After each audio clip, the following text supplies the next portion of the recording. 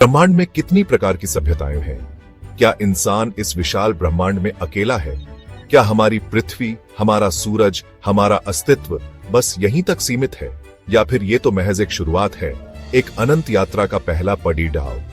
ये सवाल सदियों से इंसान को सोचने पर मजबूर करते आए हैं, और इन सवालों का जवाब ढूंढने के लिए वैज्ञानिकों ने एक पैमाना बनाया है, कार्दाशेव स्केल।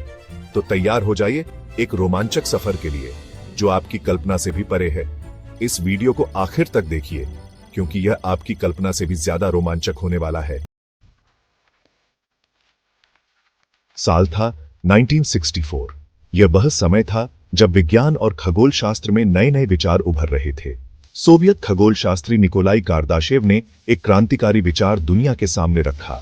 उन्होंने एक ऐसा पैमाना प्रस्तावित किया जिससे हम सभ्यताओं की प्रगति को माप सकते हैं।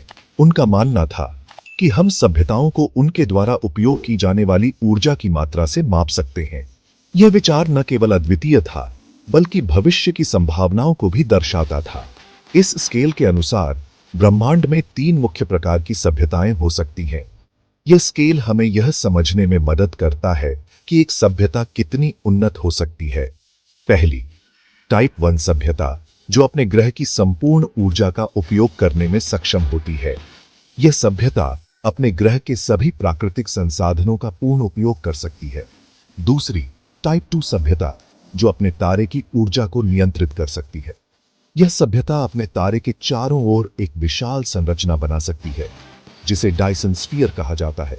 और तीसरी, टाइप 3 सभ्यता, जो अपनी आकाशगंगा की समस्त ऊर्जा का इस्तेमाल करने की क्षमता रखती है। यह सभ्यता इतनी उन्नत होती है कि यह अपनी पूरी आकाशगंगा को नियंत्रित कर सकती है। जरा सोचिए दोस्तों, एक ऐसी सभ्यता के बारे में जो सूरज जैसी शक्ति को अपने नियंत्रण में रख सकती है। यह कितना अद्भुत और अविश्वसनीय लगता है। या फिर एक ऐसी सभ्यता जो पूरी की पूरी आकाशगंगा की मालिक हो। यह विचार ही हमें रोमांचित कर देता है। लेकिन क्या यह सिर्फ कहानी है, या फिर वास्तविकता की एक झलक? क्या हम वास्तव में ऐसी सभ्यताओं के अस्तित्व की कल्पना कर सकते हैं? क्या ब्रह्मांड में वाकई ऐसी सभ्यताएं मौजूद हैं? क्या हम कभी उनसे संपर्क कर पाएंगे? तो चलिए दोस्तों, इस रहस्यमयी दुनिया में कदम रखते हैं और जानते हैं कार्दाशेव स्केल के बारे में और भी विस्तार से। यह यात्रा हमें ब्रह्मांड की गहराइयों में ले जाएगी। सबसे पहले बात करते हैं टाइप 1 सभ्यता की। यह एक ऐसी सभ्यता है जो अपने ग्रह की सभी ऊर्जा का उपयोग और नियंत्रण कर सकती है। कार्दाशेव स्केल के अनुसार टाइप 1 सभ्यता वो होती है जो अपने ग्रह की सारी ऊर्जा को न सिर्फ इस्तेमाल कर सकती है, बल्कि उसे नियंत्रित भी कर सकती है। यह स्केल हमें बताता है कि सभ्यताएं अपनी ऊर्जा का उपयोग कैसे करती हैं और उनकी प्रगति का स्तर क्या है। इसका मतलब है कि टाइप 1 सभ्यता अपने ग्रह के मौसम को नियंत्रित कर सकती है। वे तूफानों को रोक सकते हैं, सूखे को समाप्त कर सकते हैं, और यहां तक कि जलवायु परिवर्तन को भी नियंत्रित कर सकते हैं।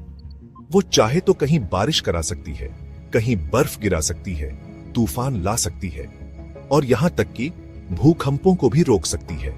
यह सब तकनीक के अद्वितीय विकास के कारण संभव हो पाता है। न सिर्फ इतना, टाइप 1 सभ्यता अपने ग्रह के सारे ऊर्जा स्रोतों का इस्तेमाल करने में सक्षम होती है। वे ऊर्जा के हर संभव स्रोत का उपयोग कर सकते हैं, चाहे वह प्राकृतिक हो या कृत्रिम, जैसे कि सूरज की रोशनी, हवा, पानी, ज्वालामुखी, और यहां तक कि पृथ्वी के अंदर की गर्मी। इन सभी स्रोतों का उपयोग करके वे ऊर्जा की कमी को पूरी तरह समाप्त कर सकते हैं। अब सवाल यह उठता है कि क्या इंसान कभी टाइप 1 सभ्यता बन पाएगा? यह एक महत्वपूर्ण प्रश्न है, क्योंकि यह हमारे भविष्य को निर्धारित करेगा। फिलहाल तो हम टाइप 1 से काफी पीछे हैं। हमारी वर्तमान तकनीक और ऊर्जा उपयोग की स्थिति को देखते हुए हमें अभी बहुत लंबा रास्ता तय करना है।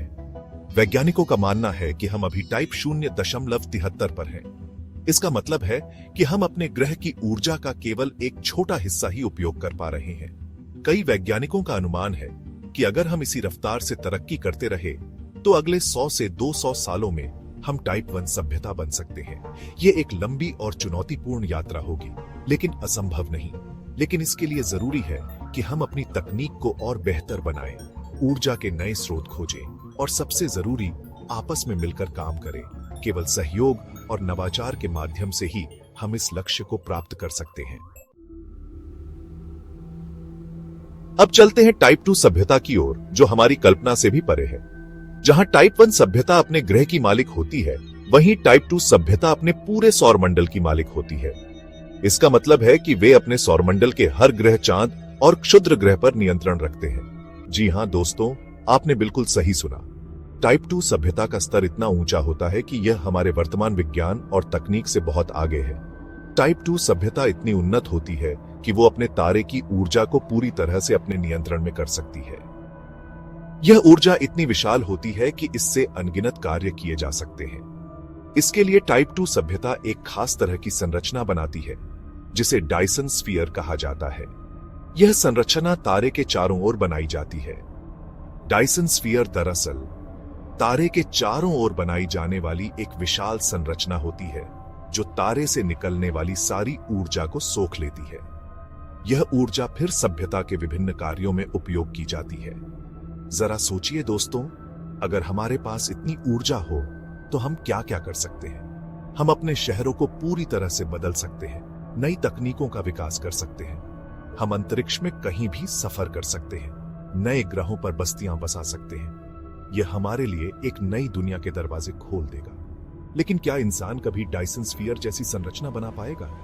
यह एक बहुत बड़ा सवाल है, क्योंकि इसके लिए हमें अत्यधिक उन्नत तकनीक और संसाधनों की आवश्यकता होगी। वैज्ञानिकों का मानना है कि अगर हम टाइप 1 सभ्यता बनने में कामयाब हो जाते हैं, तो टाइप 2 सभ्यता बनने में हमें 1000 से 2000 साल लग सकते हैं। यह एक लंबी यात्रा होगी, लेकिन असंभव नहीं।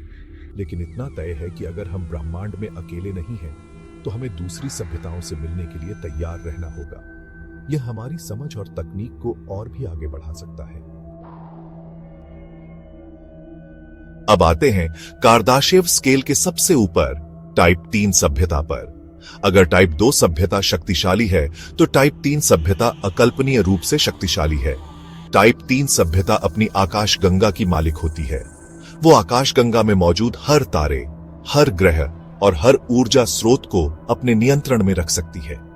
ऐसी सभ्यता के पास इतनी उन्नत तकनीक होती है कि वो हमें जादू जैसी लगे। वो तारों को जन्म दे सकती है, ब्लैक होल को नियंत्रित कर सकती है और शायद समय यात्रा भी कर सकती है। कई वैज्ञानिक मानते हैं कि टाइप 3 सभ्यता इतनी उन्नत होती है कि वो अपने अस्तित्व को ऊर्जा के एक अलग ही रूप में बदल सकती है। सवाल यह है कि क्या ऐसी सभ्यता वाकई मौजूद है? क्या वो हमें देख रही है? क्या यूएफओस का दिखाई देना इसी बात का सबूत है? लेकिन इतना तय है कि अगर टाइप 3 सभ्यता मौजूद है, तो वो हमारे लिए किसी भगवान से कम नहीं होगी।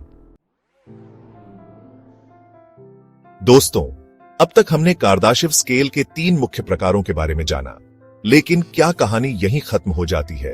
क्या टाइप 3 सभ्यता ही अंतिम पेटी ढाव है? कई वैज्ञानिक मानते हैं कि नहीं, कार्दाशेव स्केल यहीं खत्म नहीं होता। उनके अनुसार टाइप 4 और टाइप 5 सभ्यताएं भी हो सकती हैं। टाइप 4 सभ्यता इतनी उन्नत होती है कि वो न सिर्फ अपनी आकाशगंगा बल्कि पूरे ब्रह्मांड को नियंत्रित कर सकती है। वो ब्रह्मांड के हर कण, हर ऊर्जा, हर नियम को अपनी इच्छा से बदल सकती है। वहीं टाइप 5 सभ्यता तो हमारी सोच से भी परे है। माना जाता है कि टाइप 5 सभ्यता मल्टीवर्स की मालिक होती है, यानी वो अनंत ब्रह्मांडों को नियंत्रित कर सकती है। लेकिन एक बात तो तय है कि अगर ऐसी सभ्यताएं वाकई मौजूद हैं, तो हमारे ब्रह्मांड के बारे में हमारी समझ बहुत ही सीमित है। दोस्तों, आज हमने कार्दाशेव स्केल के बारे में जाना और ये समझने की कोशिश की कि ब्रह्मांड में कितने प्रकार की सभ्यताएं हो सकती हैं। हमने देखा कि इंसान अभी टाइप 1 सभ्यता बनने की राह पर है, लेकिन ये राह आसान नहीं है। हमें कई चुनौतियों का सामना करना होगा, जैसे कि जलवायु परिवर्तन, युद्ध और तकनीक का गलत इस्तेमाल। लेकिन अगर हम इन चुनौतियों से पार पाने में कामयाब हो जाते हैं, तो हमारी सभ्यता के लिए अनंत संभावनाएं हैं। हम तारों के बीच सफर कर सकते हैं, नए ग्रहों पर बस सकते हैं और शायद एक दिन ब्रह्मांड के रहस्यों को भी सुलझा सकते हैं। लेकिन सबसे जरूरी सवाल यह है कि क्या हम वाकई इसके लिए तैयार हैं? क्या हम अपनी लालसाओं, अपने मतभेदों को पीछे छोड़कर एक होकर काम कर सकते हैं? ये कुछ ऐसे सवाल हैं जिनके जवाब हमें खुद ढूंढने होंगे। दोस्तों, सभ्यताओं के ये स्तर केवल विज्ञान नहीं, हमारी सोच का विस्तार है। ये हमें याद दिलाते हैं कि हम कितने छोटे हैं इस विशाल ब्रह्मांड में और साथ ही ये भी बताते हैं कि हमारी क्षमता कितनी बढ़ी है। अगर यह वीडियो आपको पसंद आया हो तो इसे लाइक और शेयर करें और ऐसे ही रोमांचक विषयों के लिए हमारे चैनल को सब्सक्राइब करें। अगली बार मिलते हैं एक और रहस्यमय यात्रा के साथ।